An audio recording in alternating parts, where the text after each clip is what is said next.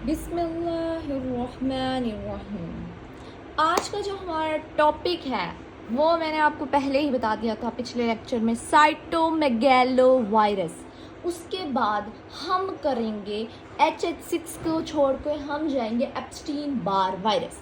नाम में ही काम है, नाम में ही काम है इन दोनों की ऐसी पैथोजेनेसिस बतानी है जो आपको कभी ज़िंदगी में नहीं भूलेगी। सबसे पहले ये पिक्चर नोटिस करें, कैमरामैन फोकस करें प्लीज़, कैमरामैन। तो ये आपको कैसी नज़र आ रही हैं? ये ब्लूबेरी की तरह नज़र आ रही हैं। अगर आपको ओपीडी में इस टाइप का बच्चा मिल गया तो आप क्या उसका डायग्नोज बनाओगे? बेटा आप लिखोगे इसको ब्लूबेरी मफिन्स है, लाइक आउल आई अपीयरेंस है इनकी। तो आप उस कहोगे इस बच्चे को क्या है? साइटोमेगैलो वायरस है। चलो अब हम आते हैं अपने टॉपिक पे। सबसे पहले मैंने क्या कहा, नाम में ही काम है, याद कराना मेरा काम है, ठीक है। साइटोमेगैलो वायरस, साइटोमेगैलो वायरस, नाम में ही काम। साइटो मीन सेल, मेगैलो बड़ा सेल, बिग जेन, ठीक है। साइटोमेगैलिक इंक्लूजन होती हैं। अब ये सेल है, इसमें ना इस टाइप की ना इंक्लूजन बड़ी बड़ी ना जैसे बॉडीज टाइप नहीं बन जाती, इंक्लूजन ऐसी होती हैं, मतलब वो आउल की आई की तरह रहती है। जो हमने हीमेटोलॉजी में हॉजकिन लिम्फोमा मेरे ख्याल से पढ़ा था, उसमें भी आउल आई अपीयरेंस गई थी, शायद उसमें गई थी, पता नहीं भूल गया मुझे तुम्हारा आई अपीयरेंस, ठीक है। आउल आई अपीयरेंस है और बड़ी बड़ी इंक्लूजन है। इससे हम कहेंगे, अगर कोई किसी को डिफाइन करना हो, हम कहेंगे और ये बच्चे को पैदाइशी होती है। जब जो बच्चा मैंने आपको दिखाया ना, इसको जैसे ही पैदा हुआ था ना, इसको ऐसे कैसे था, ये कंजेनिटल था, पैदाइशी था। ये ऐसा इम्पोर्टेंट वायरस है, इसकी एक ऐसी मैं आपको टिप देने वाली हूँ जो कभी ज़िंदगी में ना भूलना, ठीक है। सबसे पहले हमने क्या, साइटोमेगैलिक इंक्लूजन है इसमें, नाम में ही काम, इंक्लूजन है। जिसको हम कह रहे हैं वो ब्लूबेरी मफिन्स की तरह लगती है, लाइक ब्लूबेरी नहीं खाई हुई किसी ने, मफिन्स की तरह लगती है, ब्लूबेरी मफिन्स की तरह लगती है। नाम में ही काम डिफाइन हो गया। अब हम आते हैं, दूसरा काम हमारा क्या होता है, कभी भी किसी भी टॉपिक को जब भी हम पढ़ते हैं तो हमारा दूसरा काम होता है उसकी ट्रांसमिशन। सबसे पहले उसको डिफाइन करना, और मैं तुम लोगों को बस एक हिंट देती रहूँ, क्योंकि साइटोमेगैलो वायरस पढ़े हैं, उसके बाद एप्स्टीन बार वायरस करेंगे। एप्स्टीन बार वायरस के भी नाम में ही काम है। एम से मोनोसाइट्स की लेटेंसी करता है ये, और ये बी लिम्फोसाइट्स की। लेकिन आपको याद होगा तो हमने इसको कौन सी टेबल में पढ़ा था, जब मैंने आपको कहा था पैथोजेनेसिस बताती हूँ, तो मैंने इसको बीटा में रखा था और इसको गैमा में। गैमा को कहा था ये लिम्फाइड सेल्स और ये टिश्यू में होता है। तो पैथोजेनेसिस इतनी इनकी वास्ट है कि हर जगह आपको डिफरेंट MCQs मिलेगा। आई थिंक आप लोग मेरी बात को पिक कर रहे होंगे। खैर अपने टॉपिक पे आते हैं, टॉपिक पे ही थे। खैर तो अब मैं आपको एक ऐसा MCQ, सबसे पहले आप ब्लूबेरी मफिन्स को याद रखना, इसमें रैशेज होते हैं, आउल आई अपीयरेंस, इंक्लूजन बॉडीज नज़र आती हैं। नंबर 1 फोकस करें तो हम, ठीक है, आउल आई अपीयरेंस नज़र आती है। अब मैं अगर आपको इसकी एक ऐसी बात बताऊं तो आप लोगों ने बिल्कुल परेशान नहीं होना। ये ऐसा वायरस है जो कहीं से भी ट्रांसमिशन हो सकती है। मेरी मैम कहती थी इसकी ट्रांसमिशन पता है क्या है, पूरी माइक्रो को मिलाओ तो इसकी ट्रांसमिशन, मतलब कि पहले हर्पीस की बात करते हैं। Saliva herpes simplex virus 1 saliva से ट्रांसमिट होता है, सेक्सुअल कंटेक्ट से होता है, बिल्कुल ये भी ऐसे होता है, स्लाइवा से भी होता है सेक्सुअल कंटेक्ट। स्लाइवा से याद रखना ये ब्रेस्ट फीडिंग से भी होगा, अगर माँ को होगा तो ये ब्रेस्ट फीडिंग माँ को भी हो सकता है, अगर बच्चे को है तो ब्रेस्ट फीडिंग के थ्रू हो सकता है। सेक्सुअल के बाद, एक मिनट कैमरा थोड़ा जूम आउट करें, उसके बाद ये ब्लड ट्रांसफ्यूजन से भी हो सकता है, ये कहीं से भी हो सकता है, ये फोलाइट से भी हो। फोलाइट क्या होता है, नॉन लिविंग थिंग्स से, चीज़ों से ट्रांसमिट होना। अगर यहाँ पर अगर इस वाइट बोर्ड पे लगा हुआ है साइटोमेगैलो, मैं उसको टच करूँगी मुझे हो जाएगा, मतलब ये कहीं से भी ट्रांसमिट हो सकता है। आप इसको रट्टा मत लगाओ, आप you can write even each and everything of micro, कि जिस चीज़ से कोई भी चीज़ ट्रांसमिट हो रही है। अब आपने लिखना कैसे, क्योंकि मेरा काम है याद कराना। मैंने आपको समझा तो दिया है हर जगह से ट्रांसमिट हो रहा है, मैंने आपको बता तो दिया ये है क्या, ब्लूबेरी मफिन्स की तरह है, बट मैं ट्रांसमिशन को याद ऐसे कराऊंगी कि आपने हर्पीस सिम्प्लेक्स वायरस को याद करना है और सोचना है कि पहले हर्पीस सिम्प्लेक्स वायरस सलाइवा से हो रहा था और वो किससे हो रहा था, हमारे पास क्या नाम है, सेक्सुअल कंटैक्ट से हो रहा था। अब आपने सलाइवा और ब्रेस्ट मिल्क एक ही जैसा होता है ना, तो ब्रेस्ट मिल्क को याद रखना है। ब्रेस्ट मिल्क का याद हो गया, फिर सेक्सुअल कंटैक्ट के बाद आपने क्या किया कि ब्लड ट्रांसफ्यूजन और ऑर्गन ट्रांसप्लांट।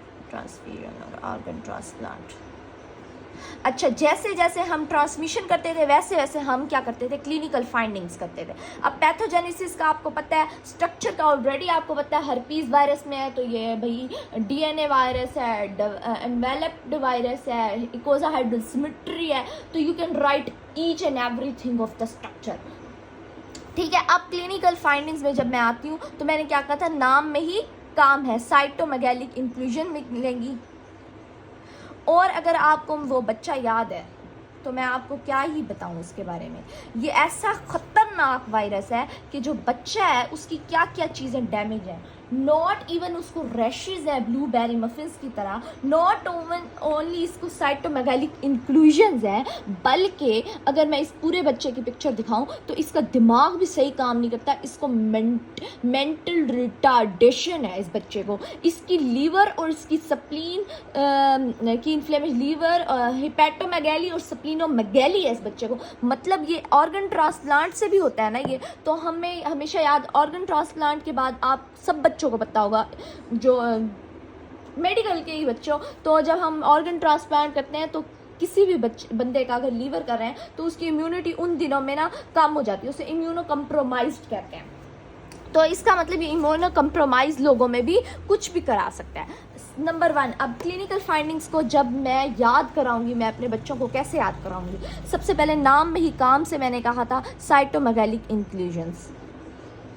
इसमें एक ऐसी न्यू चीज़ है जो एप्स्टीन बार वायरस और इसकी कॉमन है। सबसे पहले कॉमन क्या है, इनके नाम में ही काम, एप्स्टीन बार वायरस का बी सेल्स से हमें, बी लिम्फोसाइट से हमें याद है और इसका मोनोसाइट से हमें इसकी लेटेंसी याद है।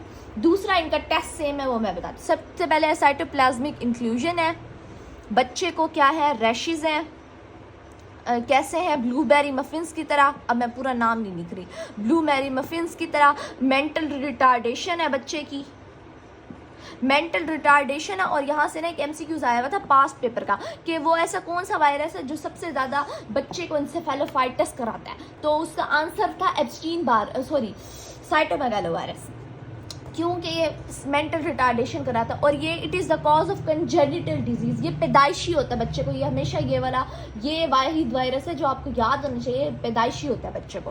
ब्लूबेरी मफिन्स पैदा होने, मतलब जब वो पैदा हुआ ऐसे ही पैदा हुआ है। रैशेज हैं, उसके बाद मैंने ऑर्गन ट्रांसप्लांट से आपको याद कराया कि भाई उसको स्प्लीनोमेगैली, अब दिमाग भी उसका ख़राब है, स्प्लीन भी उसकी ख़राब है, हिपैटोमेगैली भी है उसको, तो क्या होगा उस बच्चे का हाल, मरना ही है उसने, हिपैटोमेगैली है, ठीक है, स्प्लीनोमेगैली हिपैटोमेगैली। अब इम्यूनो कम्प्रोमाइज्ड होते हैं जो लोग, उनमें न्यूमोनाइटिस, एजोफेगाइटिस, हेपेटाइटिस होता है। हेपेटाइटिस भी होगा उसको, क्यों होगा, लीवर भी और स्प्लीन भी क्या है इसकी इन्फ्लेम्ड है। लेकिन एग्जामिनर आपसे क्या डिमांड करेगा, क्या डिमांड है, सबसे पहले साइटोमेगालो वायरस की आप खुद पढ़ लेना कि it is excreted in urine. ये बुक की लाइंस है, आप इन नोट्स को हल्के में मत लेना, ठीक है, प्लीज़ हल्के में मत लो, ठीक है। तो साइटोमेगैलिक इंक्लूजन बच्चे की यूरिन से भी निकल रहा होगा, मतलब जब वो बच्चा पैदा उसके यूरिन में साइटोमेगैलो वायरस मिलेगा। क्यों मिलेगा, क्योंकि बच्चे में है यार, फैलेगा ऐसे तो। और अच्छा, एक इम्पॉर्टेंट एमसीक्यूज पास पेपर का, इसमें होता है heterophile negative mononucleosis in immuno component. What is the mononucleosis infectious mononucleosis के बारे में मेरे बच्चे जानते होंगे, क्या होगा बताती हूँ, सब्र रखो, रुको ज़रा, सब्र करें बच्चों, सोचो एक बार, चैट जीपीटी के पास जाओ और पूछो कि इन्फेक्शियस मोनोन्यूक्लियोसिस क्या होता है बेटा। मैं ज़रा वाइट बोर्ड, अच्छा अब हम क्या थे, इम्यूनो कम्प्रोमाइज्ड में हमने क्या कहा था, इम्यूनोसाइटिस है। और ना अच्छा मैं आपको क्या बता रही थी, टेस्ट के बारे में बता रही थी, हेट्रोफिल negative mononucleosis in immuno complement. ये टेस्ट एग्जामिनर की नज़रें इसी को ही तलाश करेंगी, मोनोन्यूक्लियोसिस कहाँ होती है, इन्फेक्शियस मोनोन्यूक्लियोसिस होगी। इन्फेक्शियस मोनोन्यूक्लियोसिस जो है ना वो होगी एप्स्टीन बार वायरस में, और वहीं पर मैं इसकी डेफिनेशन आपको बताऊंगी क्या होता है मोनोन्यूक्लियोसिस। इसमें क्या होगी, मोनोन्यूक्लियोसिस होगी, मगर जब हम मोनोस्पॉट टेस्ट कराते हैं ना मोनोन्यूक्लियोसिस को चेक करने के लिए, मोनोस्पॉट टेस्ट कराएंगे ना तो वो हमारे पास नेगेटिव आएगा। इसलिए हम कह रहे हैं हेट्रोफिल नेगेटिव मोनोन्यूक्लियोसिस किसमें, साइटोमेगालोवायरस। क्या करेगा, एग्जामिनर की नजरें तलाश करेंगी, इन आँखों में तुम जब से हो गए गुम, सारा जहां तेरा चेहरा। आंखों से क्या याद करोगे, आउल आई पेरेंस, ठीक है।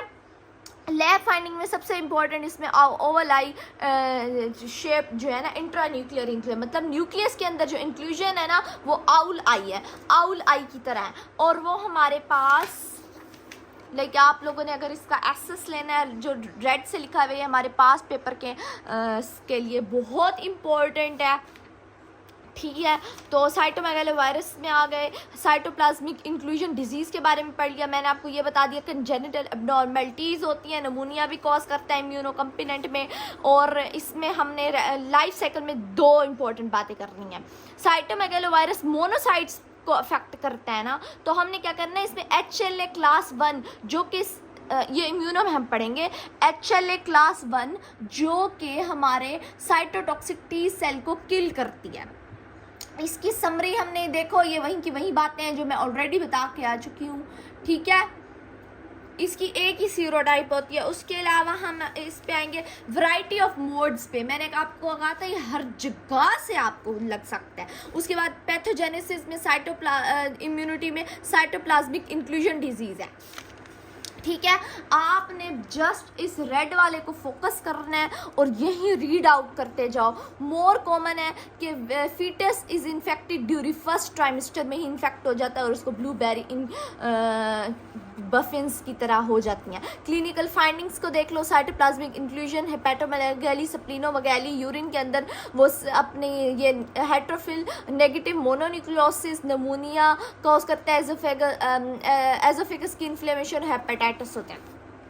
उसके बाद बाज़ अगर साइटोमेगालोवायरस सिर्फ मेंटल रिटार्डेशन नहीं कराता, ये इसकी आइज़ पे भी अफेक्ट कर सकता है, इसको ब्लाइंडनेस तक लेकर आ सकता है। रेटिनाइटिस क्या हुआ, रेटिना को जो है ना वो करना। उसके अलावा अब आप जाते हैं इसकी लैब डायग्नोसिस पे। परेशान बिल्कुल नहीं होना, हम सीधा सीधा जा रहे हैं। लॉन्ग क्वेश्चन कैसे लिखना है already you know about it. And यार सबसे पहले साइटोमेगालोवायरस का डिफाइन करना, साइटोमेगालिक इंक्लूजन होती है, चैट जीपीटी ने क्या बताया ये आप खुद देख लो। उसके अलावा मैंने इसका स्ट्रक्चर के बारे में ऑलरेडी बात हो चुकी है। स्ट्रक्चर क्या होगा, डबल स्टैंडर्ड होगा, इनफ्लाइंडिंग। मोड ऑफ ट्रांसमिशन में आप एक वर्ड लिखोगे, वैरायटी ऑफ मोड्स है, इसमें वैरायटी ऑफ मोड्स है। उसके बाद आप जितने भी ऐड करना चाहो मर्जी है आपकी।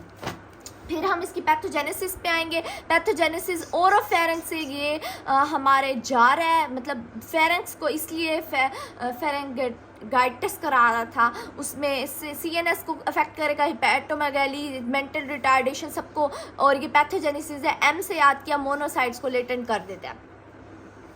अच्छा, और ये मैं ऑलरेडी आपको बता चुकी हूँ MHC1 का और वो CD8 के, ठीक है। उसके बाद क्लिनिकल फाइंडिंग्स आपने लिखनी है, साइटोमेगालिक इंक्लूजन लिखने हैं, हेपेटोस्प्लीनोमेगाली लिखनी है, इम्यूनो कम्प्रोमाइज सेल्स में क्या करता है, और एग्जामिनर की नज़रें किस चीज़ को तलाश करेंगी, हेट्रोफिल नेगेटिव मोनोन्यूक्लियोसिस, और इरिटेबल कोलाइटिस विद डायरिया भी होता है। ये इंपॉर्टेंट पॉइंट है जो मैं मिस कर रही हूँ कि बच्चे को डायरिया भी होगा साथ साथ, मतलब इतनी बीमारियाँ साइटोमेगालोवायरस में।